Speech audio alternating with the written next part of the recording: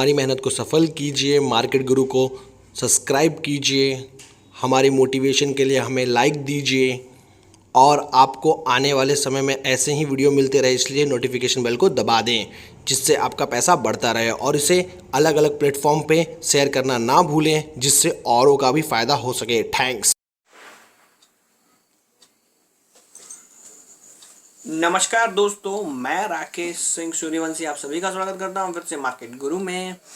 मैं आज फिर से एक स्टॉक का रिव्यू करने वाला हूं जिसके रिजल्ट है और रिजल्ट जो थे वो काफ़ी अच्छे थे हर पैरामीटर में। और ये कंपनी जो है काफ़ी ज़्यादा सस्ती ट्रेड हो रही है, आप सभी को बहुत अच्छा रिटर्न आने वाले समय में ये स्टॉक दे सकता है। तो आप जिन्होंने शेयर को खरीदा था, मैं आपको कहूँगा कि आप इसमें पेशेंस रह के रहिए। आने वाले 5 सालों में ये शेयर आपको बहुत मल्टी बैगर रिटर्न यहाँ से भी दे सकता है। तो आपको इस शेयर को खरीद कर रख लेना है लॉन्ग टर्म के लिए और ये शेयर आपको बहुत बेहतरीन रिटर्न देगा। मैंने इस पे जो टारगेट दिया था 1500 रुपये का, वो अभी भी इंटैक्ट है और ये आने वाले दिनों में, जब तक मैंने कहा था कि ये शेयर 1500 रुपये तक जाएगा, उस समय तक ये पहुंच जाएगा। तो टेंशन ना लें और जो लेवल्स मैंने बताए थे उस लेवल्स को पकड़कर ध्यान में नीचे में शेयर को एक्यूमुलेट करते रहें। तो अगर मैं इसकी बात करूँ तो इसका जो मार्केट कैप है वो है 4060 का।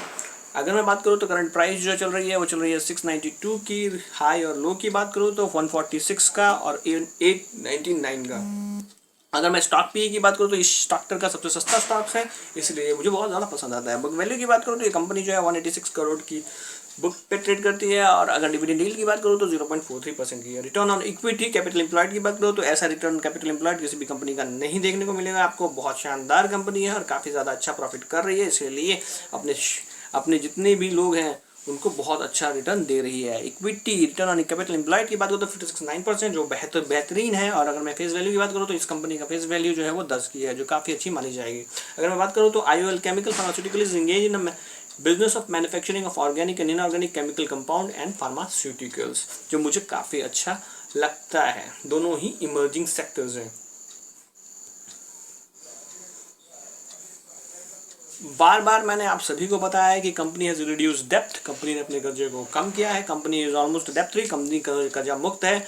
कंपनी का रिटर्न ऑन पिछले 5 सालों का अगर प्रॉफिट ग्रोथ देखें तो 49.30 का है, जो बहुत ही बेहतरीन माना जाएगा। और return on capital employed, return on equity जो देखूँ तो वो बहुत ही ज़्यादा है। इसके बारे में आप सभी को कभी भी चिंता लेने की कोई बात नहीं है। बस प्रमोटर अगर इस शेयर के लॉयल हुए तो हमें आने वाले समय में भी ऐसे ही रिटर्न ये स्टॉक्स दे सकता है। और ये जैसे इसके जो शेयर्स प्रॉफिट और सेल्स जो है बढ़ रहे हैं, वो पीछे में शेयर के प्राइस भी फॉलो करते हुए आ सकते हैं और यहाँ से भी ये शेयर 2-3 गुना हो सकता है। Company made a sales growth of 17 पिछले 5 सालों में, पिछले 10 सालों में कंपनी ने 17.03% का ग्रोथ किया है, जो काफ़ी बेहतरीन माना जाएगा।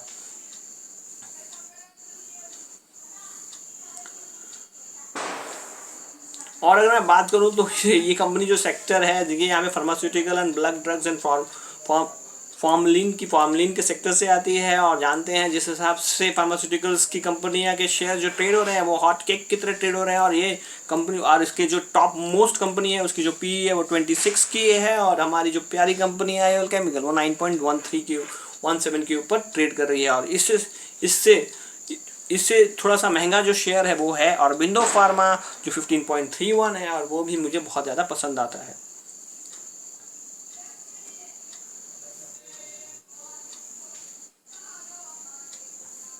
अगर मैं बात करूं तो सितंबर 2020 की तो कंपनी ने 533 करोड़ का सेल्स किया था। और सितंबर 2019 की बात करूं तो 449 करोड़ का सेल्स किया था।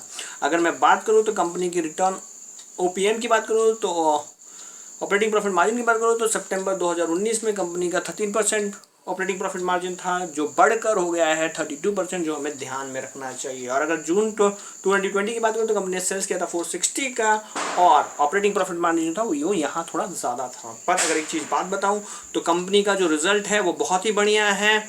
अगर आप ध्यान से देखें तो इसका सबसे अच्छा प्रॉफिट कंपनी ने क्लॉक किया है। अगर आप ध्यान से देखेंगे तो बैलेंस शीट में 127 करोड़ और जून क्वार्टर में 128 करोड़, पर आप देखेंगे उसके ऊपर जस्ट तो आपको दिखाई देगा 13% का टैक्स।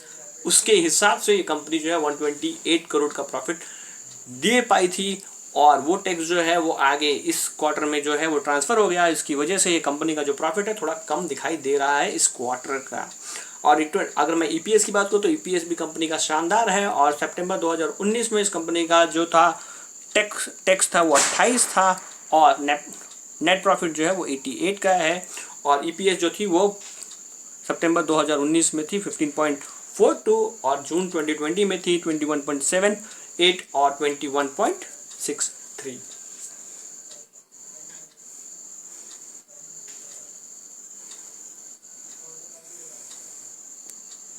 अगर मैं बात करूं तो इस कंपनी का जो बहुत ही बेहतरीन है वो है इसके सेल्स। अगर इसके सेल्स और इसके जो, अगर आप इसको ध्यान से देख लीजिए, इसका सेल्स जो है 1946 का है, 443 करोड़ का जो है प्रॉफिट है, और ऑपरेटिंग प्रॉफिट मार्जिन जो है वो सबसे ज़्यादा है पिछले 10 सालों के लिए। 11 सालों में सबसे अच्छा प्रॉफिट मार्जिन है कंपनी जो क्लॉक कर रही है। अगर ऐसा ही प्रॉफिट मार्जिन आने वाले दिनों में कंपनी क्लॉक कर पाती है तो कंपनी ऐसे ही रिजल्ट डिलीवर करेगी, और उसके बाद शेयर प्राइस को भी आगे ऊपर की ओर मूव करना पड़ेगा, और कंपनी एक मल्टी बैगर रिटर्न अपने जो इन्वेस्टर्स हैं उनको दे पाएगी।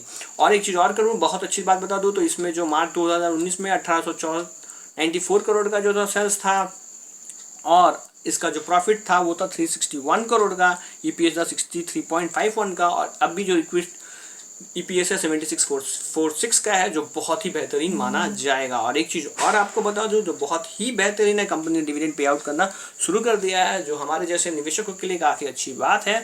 और एक और चीज़ बता दूं कि अगर आप मेरे सिंपल से फार्मूले पे चले जाएं तो सिंपल से फार्मूले मतलब मार्केट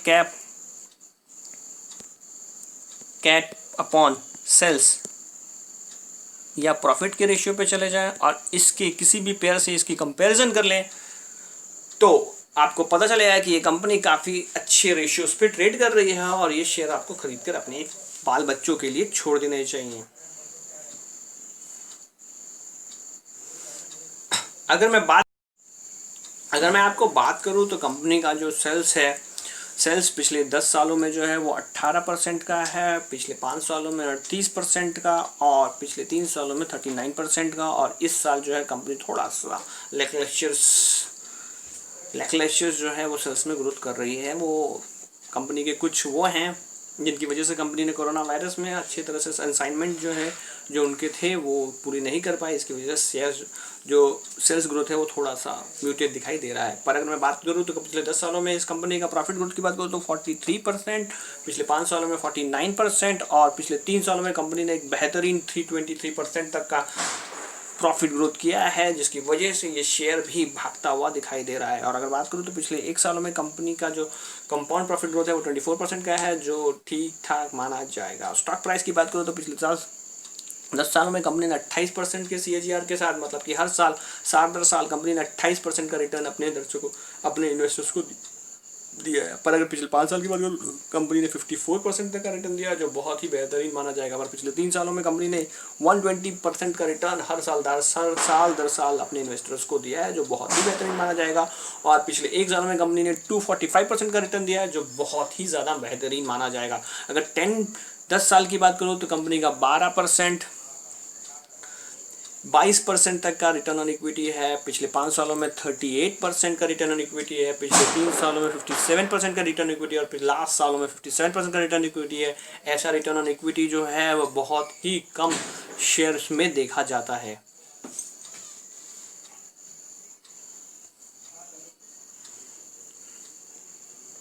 और अगर मैं बात करूं तो इस कंपनी की, तो एक चीज़ जो इसको रिजर्व और बोरिंग में आपको देखना चाहिए, तो एक बहुत बेहतरीन चीज़ दिखाई देती है इसकी बैलेंस शीट में।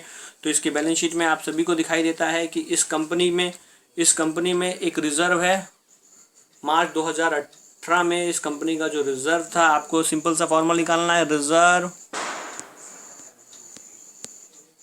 अपॉन आपके पास जितना रिज़र्व है उसको बोरिंग से डिवाइड कर दीजिए। बहुत ही रिजर्व जो था 2018 में सिर्फ 160 करोड़ का था, और बोरिंग थी वो बहुत ज़्यादा थी, और धीमे धीमे कंपनी ने काफ़ी अच्छी तरह से अपने डेप्थ को मैनेज किया है। और अगर आप देखेंगे तो 103,538 का कंपनी ने जो है रिजर्व कर लिया है, और बोरिंग जो है सिर्फ 25 करोड़ की है। इसकी वजह से कंपनी जो है पूरी तरह से डेप्थ फ्री की ओर जा रही है, और अगर ये कंपनी डेप्थ फ्री हो चुकी है तो ये शेयर जो है आने वाले दिनों में एक बहुत बेहतरीन रिटर्न हम सभी को दे सकता है, और हमारे पोर्टफोलियो में ये स्टॉक ज़रूर होना चाहिए विद लॉन्ग टर्म पर्सपेक्टिव। अब अगर मैं इसके प्रमोटर होल्डिंग की बात करूँ तो प्रमोटर को अपने शेयर पे बहुत ज़्यादा भरोसा है, और प्रमोटर ने दिसंबर 2017 से अभी तक अपनी जो होल्डिंग है उसे बढ़ा दिया है, जो हमें बहुत अच्छी बात है। पर प्रमोटर के साथ साथ जैसे जैसे प्रमोटर ने अपनी होल्डिंग बढ़ाई है, वैसे ही अगर मैं बात करूँ तो एफआईआई भी शेयर को देख रहे हैं और निवेश कर रहे हैं। उन्होंने अपनी जो होल्डिंग है 6.40% बढ़ा दी है, जिसकी वजह से आपको ये चीज़ एफआईआई को ध्यान में रखना है। इस शेयर में क्वार्टर एंड क्वार्टर इस शेयर को नज़र देखना है। अगर एफआईआई ऐसे ही अपनी होल्डिंग्स बढ़ाते चले जाते हैं तो अपने को भी इस शेयर में निवेश करते चले जाना है, और जैसे ही वो एग्जिट कर लें, आप एग्जिट कर लिए, उन्हें पता चल जाएगा कि ये स्टॉक जो है वो अच्छा परफॉर्म नहीं करने वाला, और फिर ये शेयर जो है आसानी से फर्म जो ट्रेड कर रहा है वैसा ट्रेड नहीं करेगा। अगर मैं बात करूँ तो DII की, DII ने 0.08 का परसेंट का जो है हिस्सेदारी थी, जो कम होकर हो चुकी है 0.02 की। अगर पब्लिक की बात करूँ तो पब्लिक का जो है वो 58.73 है, और 49.89% है जो घटी है। पब्लिक के पास से कोई भी अच्छा शेयर होता है वो निकल जाता है, और वो पहुंचता किसके पास है, तो वो एफआईआई के पास है। तो आप सभी को सबसे ज़्यादा जो चीज़ खल रही होगी और आपने इस वीडियो को देखना चाहते होंगे तो वो टेक्निकल्स लेवल के बारे में, तो उसे थोड़ा जान लेते हैं कि इसके टेक्निकल्स लेवल्स क्या कह रहे हैं। तो मैं आप सभी से कहना चाहूँगा कि अगर आप ये शेयर आपको ये शेयर 700 के ऊपर खरीदना है, उससे नीचे नहीं खरीदना। 700 का स्टॉप लॉस लगा लीजिए आप। 705, 710, 710 पर आप शेयर को खरीदिए। ऊपर में जो टारगेट्स मैं देख रहा हूँ वो देख रहा हूँ 1500 का आने वाले 18 से 24 महीने में। 18 से 24 महीने में ये स्टॉक जो है 1500 तक के टारगेट जो हैं आप सभी को दिखा सकता है, पर टारगेट है 1500 रुपये के। तो अगर मैं 1500 रुपये की बात करूँ तो ये शेयर जो है आपको 1500 का टारगेट दिखाता है, पर नीचे में आपको इस शेयर को एक्यूमुलेट करना है, मतलब कि आपको इस शेयर को एक्यूमुलेट करना है। वो लेवल्स हो सकते हैं 646, 611, 558, 5469 रुपीज़ तक के शेयर जो है। इस शेयर को अगर ये नीचे में जाए तो आप इस शेयर को जरूर एक्यूमुलेट करें विद टारगेट ऑफ 1500। पर इसके बीच बीच में जो लेवल जहां पर ये शेयर अटक सकता है वो लेवल हो सकते हैं। पहले आपको इस शेयर को 700 के ऊपर जब ट्रेड करे तभी लेना है, उसके नीचे नहीं लेना है। और ऊपर में जो टारगेट पहले आ सकता है वो आ सकता है 500 से में 552 का, दूसरा टारगेट आ सकता है 842 का, तीसरा टारगेट आ सकता है 895 का, चौथा टारगेट आ सकता है 950 का, फिर 1100, फिर 1250 और फिर 1500 तक के टारगेट जो है आने वाले दिनों में आप सभी को दिखाई दे सकते हैं। मैं आपको कहना चाहूँगा एक स्टॉक्स जिसको गिरावट में एक्यूमुलेट करना चाहिए वो IOL केमिकल है, और आपके पोर्टफोलियो में होना चाहिए विद लॉन्ग टर्म पर्सपेक्टिव। जो ऐसा दूसरा कोई स्टॉक नहीं होगा जो लॉन्ग टर्म में आपको इस तरह का कंपाउंडिंग इफेक्ट दिखा सकता है जिस तरह का effect IOL chemical and pharmaceutical आपको दिखा सकता है। अगर करेक्शन आया तो जो लेवल नीचे में बता दिए उस लेवल पे आप इस शेयर को खरीदिए और एक्यूमुलेट कीजिए। आने वाले समय में आपको ये शेयर जो है 1500 तक के टारगेट दिखा सकता है। तो अगर आपको IOL केमिकल एंड फार्मास्यूटिकल से जुड़ी जानकारी अच्छी लगे तो मेरे चैनल को जरूर सब्सक्राइब कर दीजिएगा, लाइक कर दीजिएगा, नोटिफिकेशन बटन को दबा दीजिएगा। कुछ समय पर मैं ऐसी जानकारी ऐसे स्टॉक जो आने वाले समय में मल्टी बैगर बन सकते हैं बोला करता हूँ। मिलते हैं एक नए वीडियो में एक नए मल्टी बैगर स्टॉक के साथ। आज के लिए बस इतना ही, बाय।